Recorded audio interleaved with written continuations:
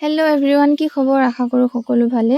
যিহেতু বিহুত 100 এবিধ শাক খাব লাগে নহয় জানো। ইয়াতো মায়ে ইমান ধুনীয়াকৈ কি শাক আনিলে আৰু আপোনালোকে আনিলে বাৰু।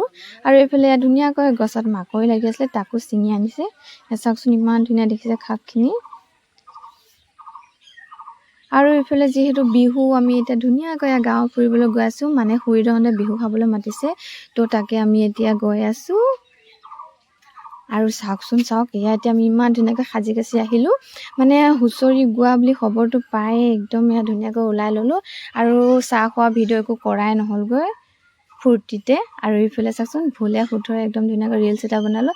আপোনালোকে মোৰ ৰিলচটো চাবলৈ হ'লে মুনদেৱী 763 চাৰ্চ কৰি ল'ব আৰু ফ'ল' কৰি দিব। তো এয়া চাওকচোন, এয়া হুঁচৰি এতিয়া ধুনীয়াকৈ আমি নাচি কৰি আছোঁ। আৰু আপোনালোকে যদি মোৰ ভিডিঅ'টো অকণমান হ'লেও চাই ভাল পাইছে, তেনেহ'লে লাইক কমেণ্ট শ্বেয়াৰ কৰিবলৈ একদমেই নাপাহৰিব। আৰু লগতে ছাবস্ক্ৰাইব কৰি দিব। তো আজিলৈ বাই বাই।